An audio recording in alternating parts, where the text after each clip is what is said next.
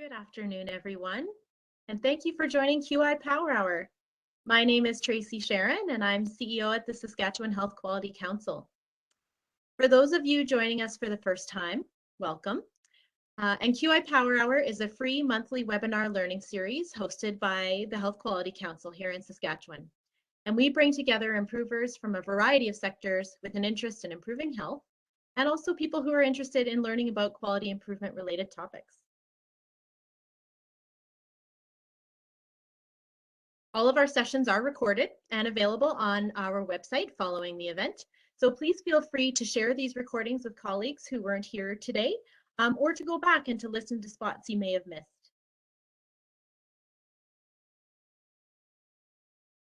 So I am joining you today from my home office in Saskatoon, Saskatchewan, located on Treaty 6 territory and the homeland of the Métis.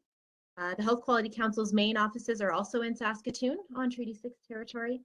And we also serve the entire province of Saskatchewan, which includes traditional lands that are parts of Treaties 2, 4, 5, 8, and 10 as well. And so I know we have people joining us from around the province from those territories, and perhaps also from other traditional territories across Canada.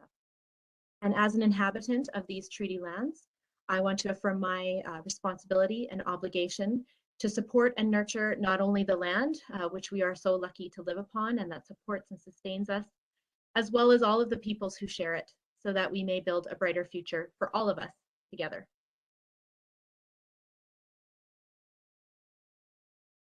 As I mentioned earlier, our sessions are recorded, so you can visit our website at saskhealthquality.ca to view this recording, as well as other QI Power Hour webinars that you may have missed, and please be sure to share those with your colleagues as well.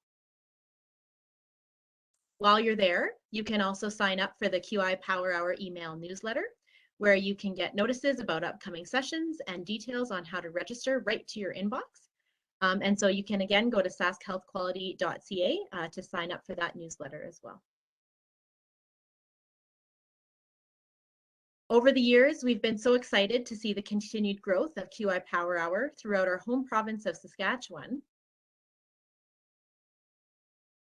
within Canada, and even around the world. So we want to give you our thanks for spending an hour of time with us, and for your commitment to ongoing learning to improve the systems that you are each a part of. And we are very much looking forward to your enthusiastic engagement and participation in our webinar today. We encourage you to share your questions, your insights, your thoughts during the session by making use of the chat function. If you're not familiar with that, you can find a little speech bubble probably towards the bottom of your screen. If you click on that, it will launch the chat panel on the right-hand side of your screen, and that's where you can type in your thoughts and questions. I and others will be monitoring those throughout the presentation, and we will have time for questions and answers at the end, so we can pose those questions back later. So please do throw all those there in the chat, and your other thoughts and discussion as well. And so just to ensure we all are familiar with that, let's just take a moment to practice our chatting skills. If you could open up your chat function and tell us who you are, where you're from, and just for something a little different, maybe name one thing you're grateful for today. So hoping to see a bit of action in the chat here now.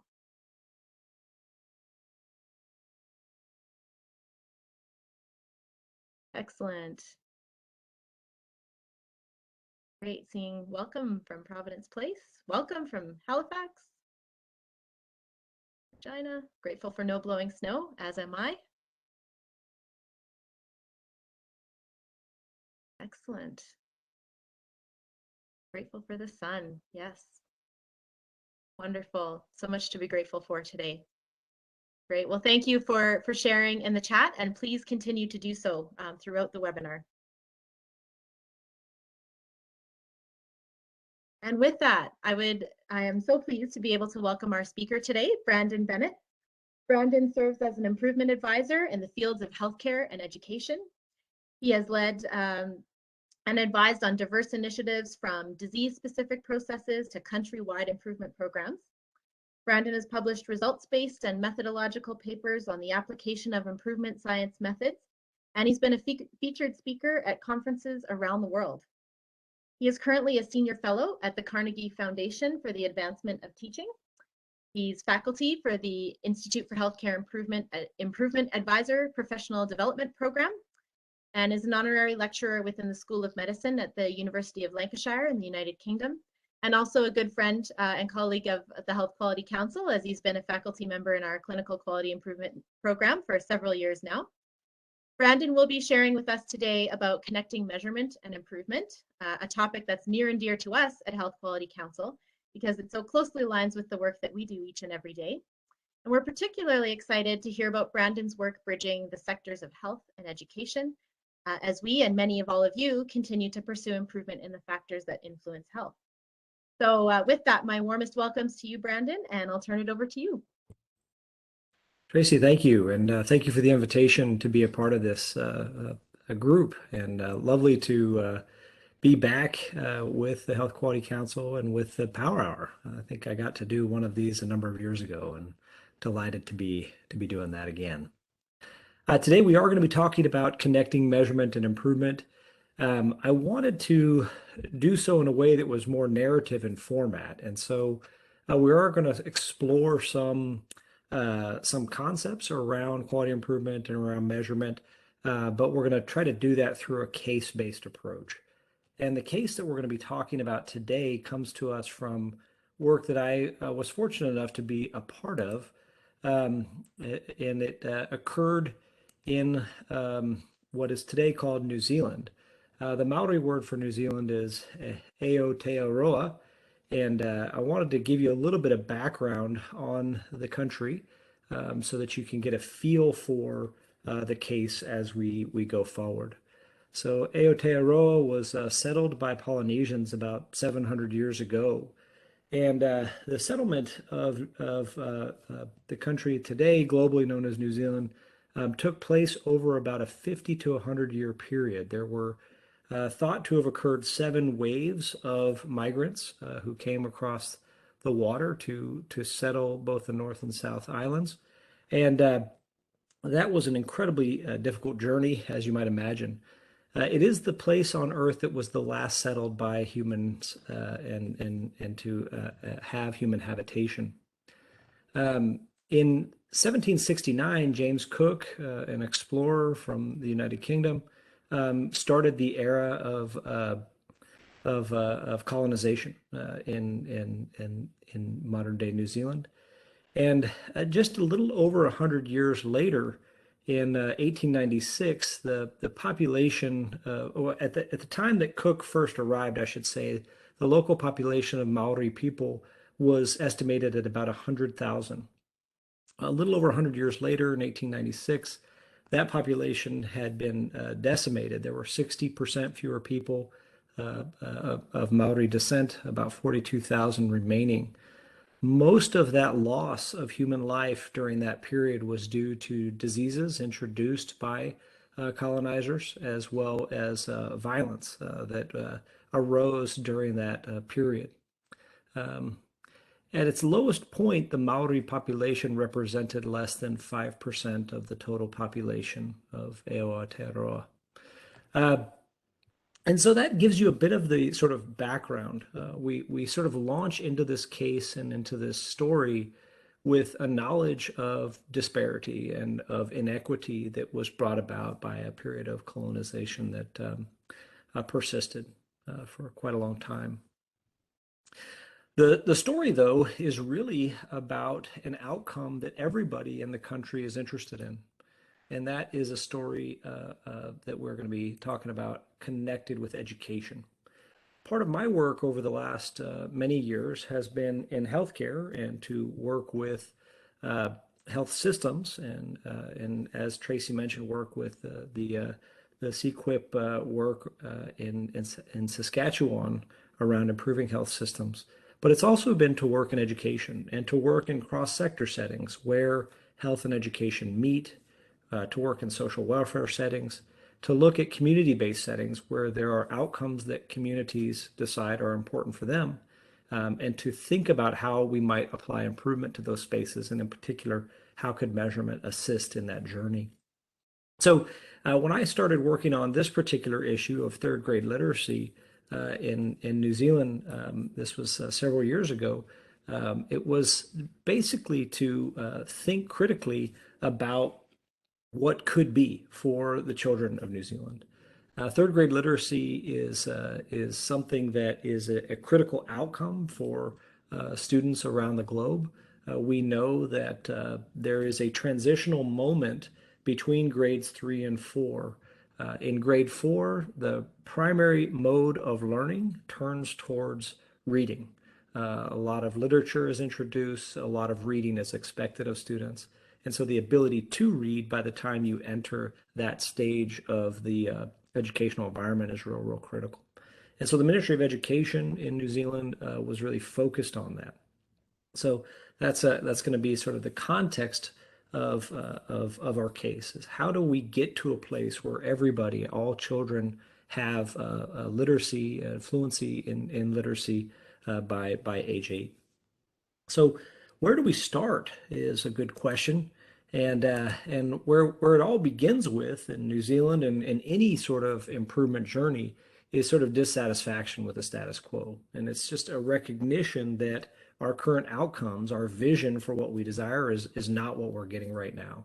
Our status quo is different from our vision, and we sort of recognize a need for an improvement journey to close the gap between our current reality and what we want for our population, our community.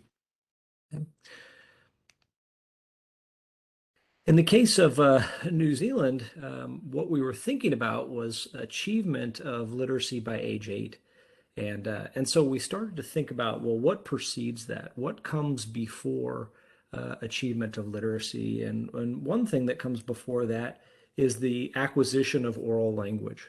And certainly by age 5, we want real fluency with the language that students are going to be learning to read in. And fluency really in any language is a huge step forward for developing literacy by age 8. And so that oral language acquisition becomes real critical.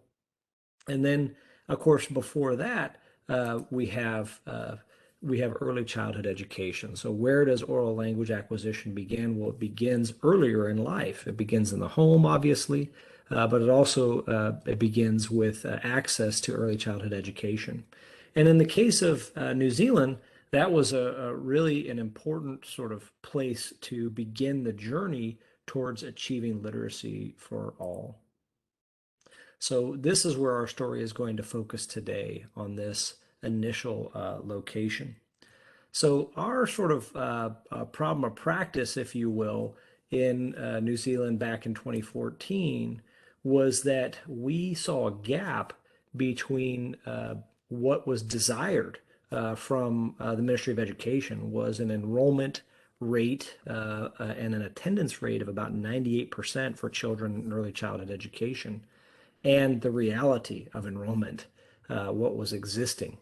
And so what we were finding was that children who are coming primarily from lower income families, and in particular, this was often from Maori and Pacific Islander communities, were enrolling at a rate that was approximately 25% less than more affluent children or children coming from a Pakeha or a European background. And that was particularly troubling. And in South Auckland, which is a place, a community that is primarily Pacific Islander and Maori, this was a particular of interest to us, and we wanted to really focus in on closing this sort of equity disparity that existed for children in that environment. And so we were first of all going to be thinking about what our current level of performance was and disaggregating our data by where children were coming from so that we could understand those disparities. At that time, about 98, just under 98% of Pakeha or European children were enrolling in early childhood education centers. And in this community, about 76% of children from Maori and Pacific Islander communities were enrolling their children. We often talk about this improvement axiom that every system is perfectly designed to achieve the results that it gets. That's another way of saying that we really believe that if we want a different outcome, if we want a better outcome, then we need a different system. We need a different system.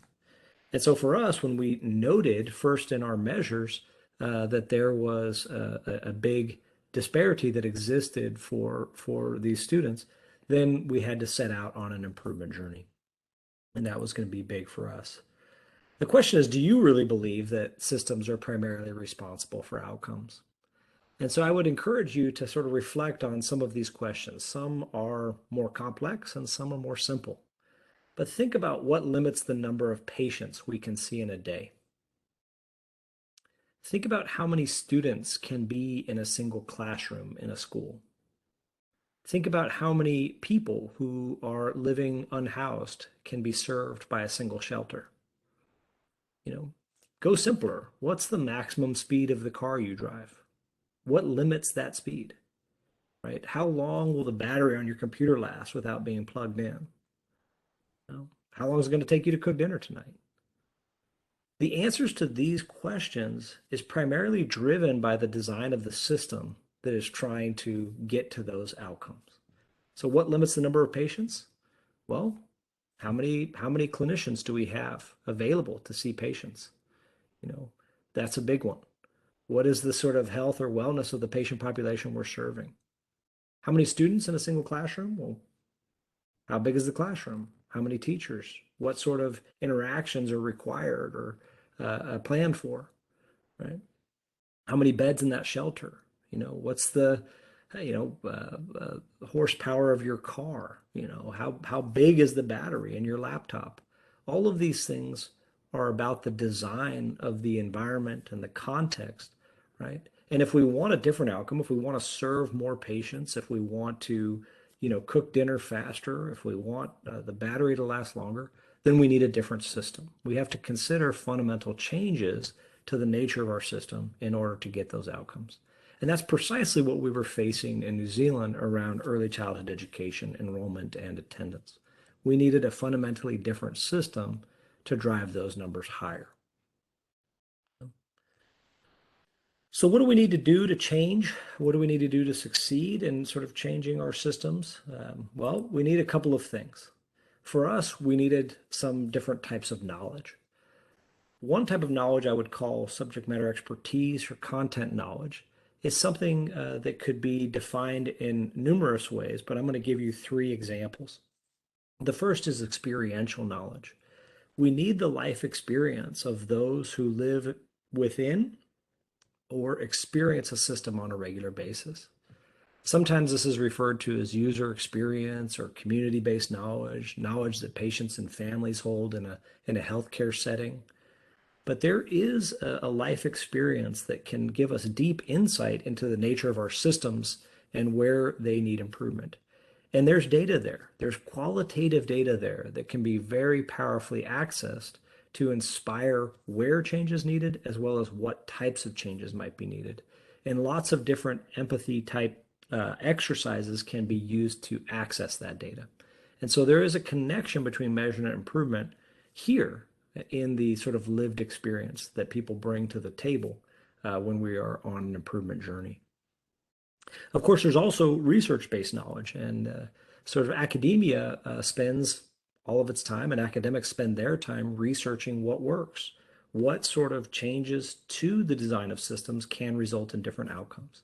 If we think about the big breakthroughs in healthcare over the last 150 years, a lot of them have been driven to evidence by things like the randomized control trial introduced about 70 years ago, or some of the other sort of studies before that. And a lot of that is generating knowledge about what works, about efficacy, about replicability, and so forth there. And so that knowledge coming out of the academy is equally important to figuring out how to fundamentally redesign our systems. And then, of course, there is professional knowledge, right? There is the experience of people who've been trained to work within a given system and then have developed knowledge by working in that system. So for those of you who are coming from a clinical background, you may have gone to nursing school or medical school or an allied health school of some sort, and you had some deep academic training, and then you went to work for 5, 10, 15, 20, 25 years, and you developed a lot of experiential or professional knowledge about your system based on the work that you've been doing. And so you have deep insight into where it works and where it doesn't, for who it works and for who it doesn't. And once again, that is data, right? That is data that is useful to access in order to improve a system. So there can be measures connected to that, right? There is the qualitative data that we can mine there as well. Within the context of improving systems, there's also improvement knowledge. And in order to improve systems, we often talk about the need to understand variation, to be able to access quantitative and qualitative data in order to see where in our system change is needed, to see what changes might work, and so to get that understanding of the current state. There's also a need to understand variation in terms of assessing when a change results in improvement. And so those become critical steps. We'll return to that concept a little bit later. We also need to know something about people, how they're motivated. Obviously, if we're fundamentally changing the nature of their work, we need to figure out how to motivate them to make that change. We have to appreciate how the system is currently put together. And ultimately, we need to have a theory about what changes may result in the outcomes that we see. All of this, of course, has to be informed by our values. In the case of our work in New Zealand and the Ministry of Education, there was a value for equity. There was a known disparity between children coming from that Pakeha background and those coming from the Maori and Pacific Islander community. And that disparity didn't sit well with people in the Ministry of Education. They wanted to figure out how to close that gap. And so they had a value for that and wanted to apply improvement knowledge to that problem in order to get to a different outcome. So our focus today, of course, understanding variation. Our high level or outcome measure, or system level measure, in this case, our long-term measure might be third grade literacy. Obviously, that's predictive of future outcomes for students. Of course, in other fields like healthcare, might be any number of different things.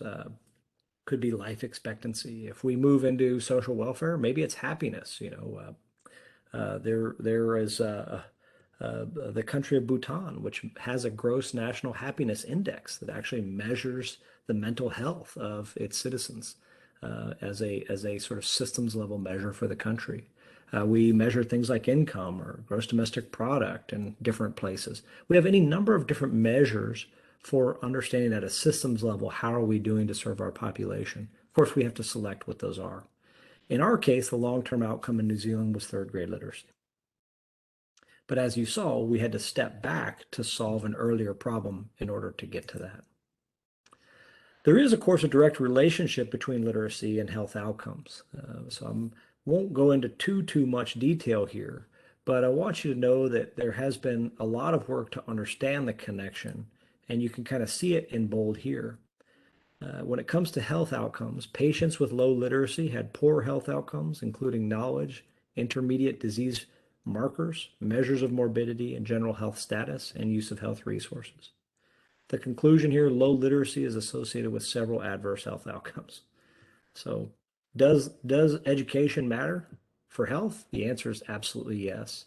And really critical is to start thinking about these things holistically, think about society holistically in terms of these public health, what I would consider public health type outcomes.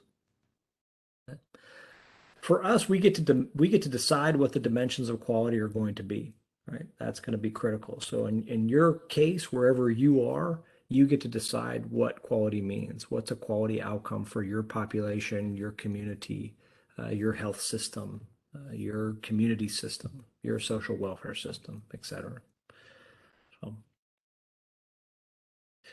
So kind of thinking again to our case, we have knowledge of enrollment and we have knowledge of attendance, and that was an important piece of the puzzle for us. And so we decided to go on an improvement journey. Improvement journeys typically look something like this. We spend some time as a team or a group of individuals tasked with improvement, with first trying to understand the nature of our current system. So we want to first understand how the system is put together. What are the processes involved? How do those processes interact with one another? And we're trying to get a feel for the current state, for the status quo. That's really critical here. Once we have that knowledge, we can think about how we might choose to focus our collective efforts. So we can start thinking about what is the outcome that we really desire? How much change do we want? By when do we want it? For who do we want it? Where do we want it? Those kinds of questions drive our focus, right? And of course, connected to that is going to be the generation of ideas for how to change the nature of the system. So what is our theory here? What are the change ideas? And these can flow directly from our investigation of the system, but they also flow from that experiential knowledge that people within the community bring to the table. They flow from the research-based knowledge that may exist more broadly in the academy. They come from the professional knowledge of people who live and work in the system and who have knowledge about where things might need to change and how they might need to change. From there, we go into an extended period of time of learning and practice. I like to say that if we already knew how to solve the problems that we have, we would have already done it. Right? The reality is we don't know how to solve those problems. Right? We're well-meaning, hardworking, well-trained individuals in our fields, and yet we still face outcomes that we are dissatisfied with. And so we have to learn our way into solutions. We have to sort of take our theories and we have to wrestle with them. We have to try them in practice. We have to see what works and what doesn't. And then ultimately we can learn our way into solutions. And in that learning journey, if we are successful, we come to a place of sustainability and potentially of sharing what we have learned with others. And this may seem like a relatively linear process, but I think any of you who's ever participated in trying to improve a particular outcome will understand that it's really nonlinear, that it is recursive in nature, that there are moments when we sort of leap ahead and leap back, and in the learning and practice, we may discover things about our system we previously didn't know. In our investigation of the system, we might uncover ideas for how to make it better that we want to incorporate into our theories and so forth. So this is sort of a recursive journey, but it is useful to sort of conceptualize the different aspects of the journey and then to think about how does measurement connect to that journey. And so I want to talk a little bit about that too. In New Zealand, we had a couple of different project measures. I apologize here, the words got hidden behind the graphic, but we had two measures that were really critical for us in the early childhood education space. One was the percentage of places that were available for early education that were enrolled in. So we had students who were enrolling in those places. And then we also had the percentage of attendance. So we expect students to be there, 5 days a week or what have you. Did they come, or were they absent? And of course, there's two things going on here. One is about access. Can we build equity in access to early childhood education in terms of enrollment? And then, of course, there's learning outcomes. So when we think about things like oral language acquisition, exposure to a multitude of words early in life is real critical. One place where that happens is in the early learning center. And so attendance is critical for gaining that exposure and having opportunities to interact with books and things like that that may not be available broadly in other places. So of course we had those project level measures, and those were going to be important to us. But there are a number of places where we interacted with measurement in the improvement journey. Obviously, in the understanding the current state or understanding the current system, we were looking at what's working for who, where, when. We're trying to understand who's enrolling their children and who's not. Where are those children coming from, right? What might be preventing those children from enrolling, right? All of those sorts of things are part of an investigation. Of course, when we focus our collective efforts, we are deciding on a couple of outcomes. For us, it was enrollment and attendance. In your case, it may be different. You might be looking at the number of people who are achieving permanent housing, if you're, say, in that world, in the social welfare world, or you might be looking at the percentage of people who are readmitted to your hospital within 30 days if you're looking at safety outcomes for your health system. So you're going to pick an aim, and that's going to have a measure attached to it. And that measure likely will have some quantitative element that's designed to give you an objective insight into whether or not the changes you're making are getting that system closer to that particular outcome. Of course, there is that learning journey, that learning in practice, that extended period of time when we are in the quality improvement world running PDSA cycles, for example, and we are constantly challenging ourselves with the question, is the change that I am making resulting in improvement for my system? And so there is the integration of measurement there. In the context of a project-based environment, we might have any number of things, process measures, for example, that help us understand our day-to-day work and whether or not people are able to access certain services, or if those services are happening in a timely fashion, or if those services are happening in a safe way, for example. We might look at individual measures around the changes that we're making. So perhaps we're introducing a change in how people wait for care, or in an effort to reduce the waiting for care. And what we're interested in is that acceptable? Qualitatively, experientially, will people accept this change to the system, whether they be patients or community members, or whether they be practitioners, right? So I could reduce wait times by forcing physicians to see a patient every 5 minutes. That might be great for patient access and driving down wait times, but it might be terrible from an experiential perspective for clinicians. And it might lead to a great deal of burnout. And so that might be something that I want to avoid. I can only know that, though, if I'm measuring for that. If I'm going to clinicians and asking them, hey, I'm making this change. How are you experiencing this change? Is it working for you? If it's not, what could we do to make it work? Or should we abandon that and move on to some other idea? And then, of course, we get to a point where we have learned something about how to redesign our system. We make those changes, and we need to monitor. We need to monitor the impact and see, did those outcome measures sort of achieve what we desired, and did they sustain at a level of performance that is desired? And so that becomes a real key part of the work as well. So measurement connects at every part of the journey. It's always present. And as I said, as part of improvement knowledge, understanding variation is a fundamental component.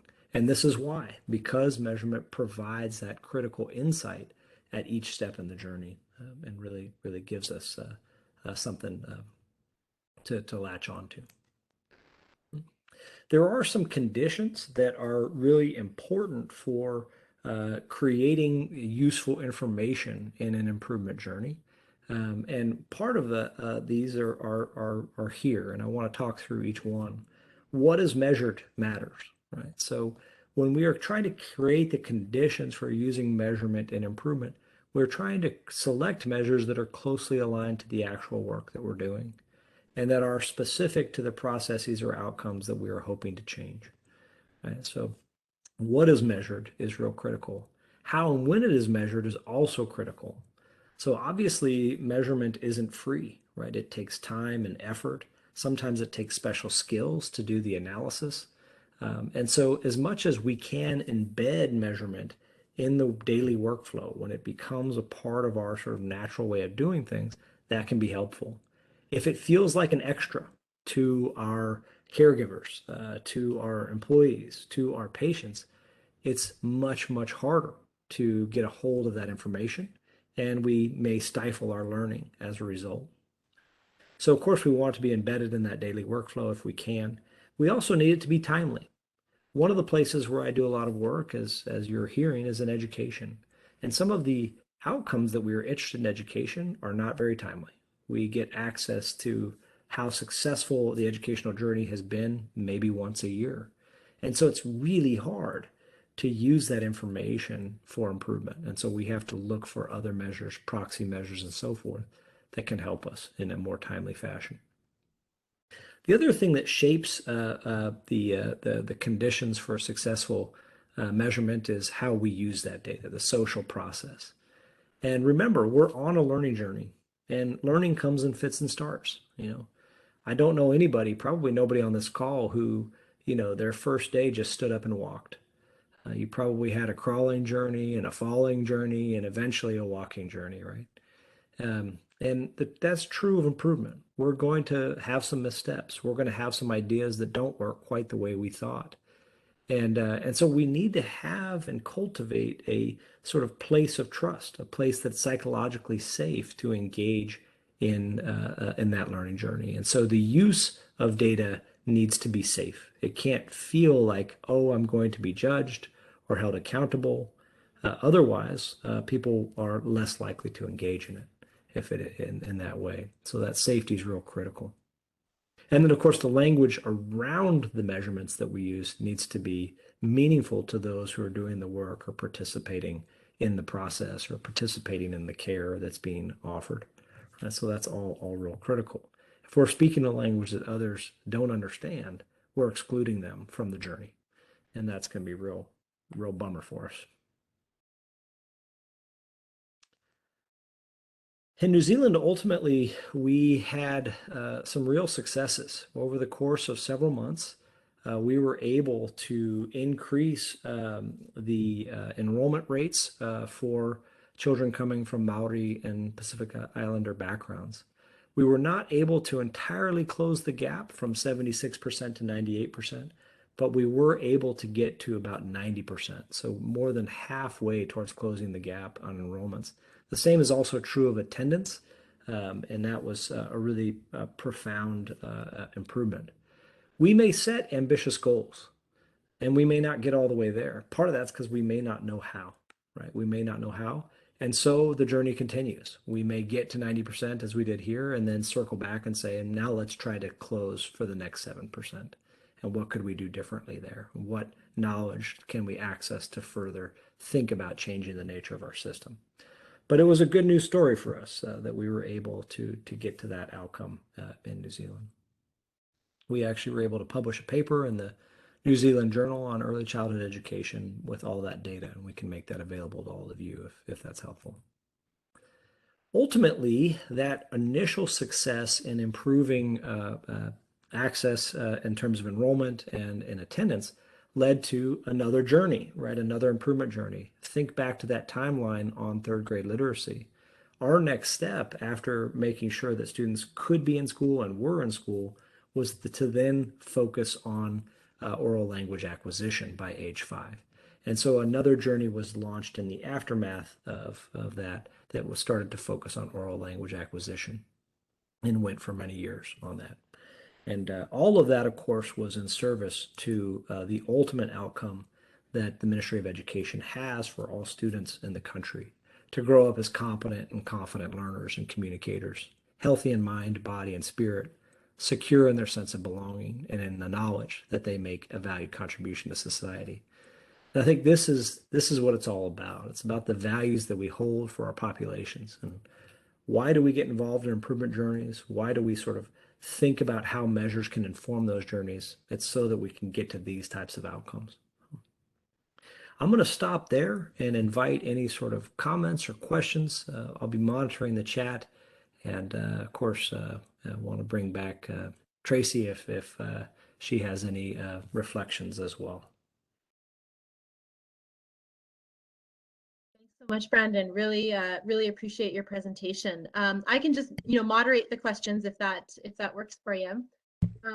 Absolutely. There's one here in the chat from Richard, and you'd said earlier, that the different types of data can be kind of influenced by or viewed through the lens of your values, and I think this question relates to that. He says sometimes there's no shared dissatisfaction with the status quo. How is a shared commitment to QI achieved under those circumstances? Yeah. It's a great question, and Richard, I think for me, before any journey is launched, there is a need to sort of cultivate that consensus that there is a need for a journey. I like to say that quality improvement journeys require sort of 3 fundamental things to be successful. They require sort of technical know-how. They require relational know-how. We have to know how to work together, right? And they also just flew right out of my head. Technical, relational, and well, goodness, I lost it. But technical and relational are critical. I think that's one thing I wanted to focus on. If our relationally, if we have not come to consensus, then we need to have that we need to have those conversations. Yeah, Michelle, good one. Emotional. I like that. Yeah, maybe that's what it was. But I do think we might propose, for example, that there is a problem, and our community might say that's not the problem that we care about. And that's an important thing to take into consideration. We really need to sort of think critically about where the energy for change exists in our systems. Thanks so much. So I'd encourage others to share your questions in the chat. I'll keep an eye on those. Maybe while you're thinking, I might put one out there. So you talked about understanding variation as an important component of data and understanding improvement and related to measurement for improvement. Why is that important to understand? Can you say a little bit more about why it's important to understand variation? Yeah, absolutely. So variation is one of those words that I think we kind of throw around in quality improvement and in math in general. But I think um, one way that we could sort of say it differently is an understanding of variation is an understanding not just of what the average person experiences, but it's an understanding of the range of experiences that people have with our system.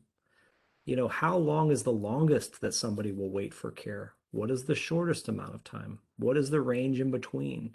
That's variation. And that matters, right? In an ideal setting, if we're thinking about waiting for care, everyone would wait the same amount of time. That is to say, they would have a consistent experience, and that time would be very short, right? And that would be really wonderful. We would all have sort of equity around the experience of accessibility to care. And so the study of variation is really about the study of that range of experience. And it's within that range that we can find these types of disparities or inequities that persist in our system, or that we can find the performance problems that we are unhappy about. So in the case of the New Zealand example, we had we had variation, right? Students or children coming from the Pakeha European family background were enrolling and attending at a rate of 97.8%. Students coming from the Maori and Pacific Islander background were enrolling and attending at a rate of 76%. That's variation. And that's not cool. That's not right. That's not equity in the context of that environment. And so how could we reduce that variation? How could we improve the performance there of the whole system? So it can give us insight into performance as well as, performance for whom, and who is the system working well for and not working so well for.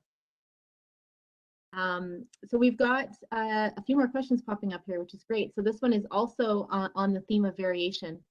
And how long do you have to measure variation to get a sense of what it is before deciding on improvement measures? If the system is relatively new, what might be a good time frame over which to study variation? Yeah, that's a great question. Um, I mean, the easy out for me is to say it depends, but let me try to be a bit more specific. I think that when you have long-standing systems, say you have a health system that's been around for 50 years, unpacking variation from 5 or 10 years ago is probably not super useful. It's no longer indicative of the current performance of the system. So one question we have to ask when we bring our improvement knowledge to the table, or our knowledge of understanding variation to the table, is we have to interact with subject matter experts. And so we have to ask questions and make choices. So I might come to somebody like Tracy and say, Tracy, how far back can we go with our data in Saskatchewan before we get to some policy shifts that would make looking at further data no longer useful? And so I might ask that question. And so that's kind of going back for old historical existing systems. If you have a new system that has never existed before, then we're getting into some of the more technical considerations for looking at data. And it really depends on both time duration, but also quantity. So how many people have been served by that system? If I serve 10,000 people a day, then I don't have to wait very long before I can get a real sense of the variation from that system. But if I serve one person a month, I might have to wait several years before I really get a sense of the variation and experiences that people have from my system. So it is a combination of both time and quantity that will give us a starting point. Typically, when we are trying to understand something like a something qualitative, some sort of categorical thing. For example, what types of mistakes do students make in learning to read, or what types of medical errors exist in a particular ward of a hospital, those kinds of categories, we definitely want to get about 30 or more occurrences. So that's the quantity question before we can try to figure out which of those categories is occurring with great frequency or with greater frequency than the others. If we have less than 30 data points, that's problematic. If we're measuring data over time and we're using a tool like a run chart, we would like 10 data points. So if we measure weekly, that's 10 weeks. If we measure monthly, that's 10 months. If we're using certain types of other charts like Shewhart charts, some of them require up to 20 data points. Some can get away with as little as 12. So it really just depends on the nature of the data. And if that's something you're concerned about, I would definitely engage one of the coaches at the Health Quality Council to help make those choices together and sort of put together the subject matter expertise and the improvement knowledge to make that happen. Thanks, Brandon. And yes, we'd be happy to entertain any conversations about that, because there are definitely nuances as you've laid out. I think one of the things that stood out to me as you were speaking too is, if you are kind of setting up a system to measure for improvement, it makes sense to measure as frequently as you reasonably can, so that you can get to that kind of number of occurrences more quickly if time is of the essence. Okay, I am pleased to see some more questions popping up, which is great. Keep them coming. So here's one. Do you have any suggestions on how to strengthen the culture around improvement and measurement, specifically to stay resilient in the journey with all its uncertainties and competing demands? That's a good question. There's a couple of things that are embedded in that question that are probably worth unpacking. One is a culture of improvement generally. So I don't necessarily see improvement and measurement as separate. I see measurement as sort of one part of improvement. And so a big question is, how do we cultivate a culture of improvement? And I think there's a couple of sort of pragmatic things that we can do. So if you're in a position of leadership, then one thing that you can do is protect time for learning. And that comes in sort of two forms. One is for personal learning, to protect time for people to learn how to improve, to learn the sort of methods associated with improvement and do that personal work, that personal journey work to get there. But the other is to protect time and resource to do improvement of the system itself. Very frequently in health systems, education systems, any sort of social welfare system, there is very high demand, right? We have the tyranny of the urgent. We have sick people coming through the door.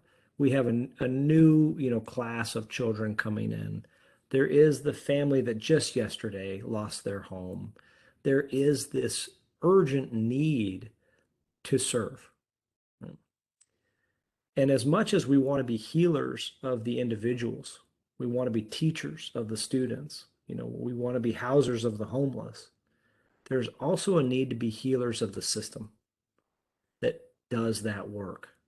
And if we can't sequester some time to focus on that systems redesign, if our leaders aren't protecting that time for us, we can't have a reasonable expectation of cultivating a culture of improvement.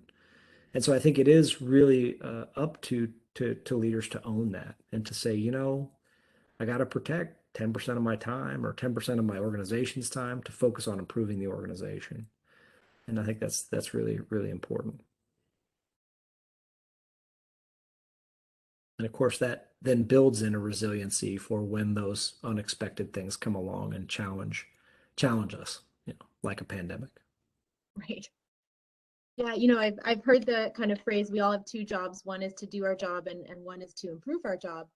But I've never heard it put that way before of, we are healers of others in whatever ways we serve, and also healers of the system. And, you mentioned the pandemic, and I think what a brilliant way to think about that is our ability and obligation to help heal the system, especially in times that we've just gone through, and the power of that too. So it's just a really great way of putting it. Thanks for that.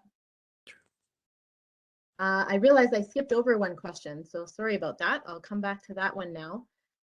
So this is referring back to the example that you gave about grade 3 reading levels. And as we all appreciate, that can be a very complex problem and seem quite big. So, I think this question is about, how did you go about identifying the things that needed to change? Did you go through and identify, everything and do a big plan and inventory? Or, on the other, did you pick a reasonable place to start and then evaluate how far that got you and then try something else? So I think a question of, in those complex problems, what's the kind of thought or process for scoping how to approach that? Yeah, it's great. I think it's definitely the latter. I think I mentioned that recursive journey, right? So one thing you want to protect against in launching an improvement journey is in that first phase of understanding the current system, we can fall into the trap of analysis paralysis. If I just had a little bit more information, if I just had everything, then I would know exactly what to fix. And unfortunately, our systems are so complex and they're so big that can take years to get that level of detail, if it's even possible. And so certainly what we want to do is integrate as much of those different types of knowledge that we talked about earlier into a reasonable time frame, and then start learning in practice. So to get going with making some changes, there's nothing to reveal how a system is designed like change. So if you introduce a change, you will immediately learn something about how the system is put together, because that system will push back. It has its own inertia, it has its own sort of way of being, and that change is going to cause you to sort of bump into things that you may not have considered as part of that learning journey. In the case of our grade 3 example, I think we spent 3 months or so developing a theory and recruiting the teams and getting their input into the theory before we started the learning and practice phase. And then it took us a good 3-4 months of learning and practice and revising our theory in order to achieve. So for example, one specific thing that we uncovered, there were two sort of significant change ideas that ultimately led to outcome improvement that were not part of our theory at the beginning. One was that we needed to figure out a way to provide access for free to a greater number of hours of early childhood education. The government was paying for 20 free hours a week, but what we found is that if we gave an extra 15, that students would actually enroll. And if you think about it, it's logical. Parents have to go to work and they probably have to work 35, 40 hours a week. And so 20 hours is not enough. And they don't have the funding, if they come from a low-income family, to pay for the extra 15. And so it's a trade-off between childcare and work that they're having to make. That was something we figured out by learning and practice. And when we managed to put that into practice, we saw a surge in enrollments. Very similarly, it was through a side conversation. We predicted transportation was a problem for attendance. And so one of the centers rented a van, and one of the employees drove around to pick up students. The employee who was driving was of Samoan background and spoke the Samoan language. In interacting with the parents in his local community, they said, "This is all fine and lovely, but it's not why we don't send our kids to school every day." And what he discovered through his relationships and his language abilities was that some parents didn't send their children to school on days where they couldn't afford to send the child with a lunch. And we had no idea about that. We had not predicted that. It was not part of our theory. And as soon as we learned that, we had to revise our theory and incorporate how can we make sure these children are fed and that that is not a cost burden for the families. And once we figured out that problem, we saw a surge in attendance and we were able to sort of help close that gap. So there is, you do the best you can at the start and then you start learning by making those changes. Ultimately, we didn't have to buy a van or provide transportation. It was a non-issue once we solved the lunch problem. Yeah, it's just you said several times the purpose of learning. So maybe to get past that paralysis, we can ask ourselves, what can we learn by next week about our system to help us kind of move ahead? It's always to keep that focus in our mind about learning and adaptation. Well, this has been fascinating. I know there's a few more questions left, and I could go on talking about this and asking questions all afternoon, but I think we're getting a little short on time. So I'm going to have to wrap up the session, but this has been an awesome conversation. Great questions. Thanks so much for your engagement and participation, everyone. And thank you, Brandon, for sharing your story and your wisdom with us. I know I've had the pleasure of listening to you speak several times now, and I learned something new, more than one thing every time I listen. So thank you so much for joining us today and sharing your story and your wisdom with us. Thanks for having me.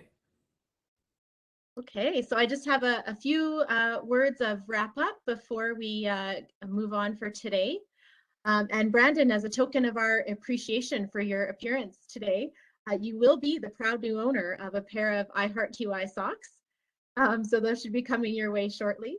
And for those of you listening, if you want to get your hands on a pair of these socks, feel free to pitch us an idea and become a speaker on QI Power Hour. We'd be happy to hear from you. There's been a link shared in the chat if you'd like to do that. And you too could be wearing a beautiful pair of iHeartQI socks. After you leave the webinar, you will be shown a screen that's taking you to our external survey site. Please don't worry, that's not spam or a virus. It's safe to click on, and we'd welcome you to spend just a couple of minutes completing our post-webinar survey. We do use that feedback to improve our webinars each and every time, so thank you so much in advance for providing that. And just a quick plug for our next QI Power Hour session in February. We'll be talking about digital health and innovations that has brought to quality in healthcare. That'll take place on Friday, February 18th from 11 a.m. till 12 p.m. Central Standard Time. And until then, thank you so much for joining us today. Thank you for your active participation. Thank you, Brandon, for sharing your presentation with us. And until next time, I wish you all health and safety and happiness, and hope to see you again in February. Thanks so much, everyone. Take care.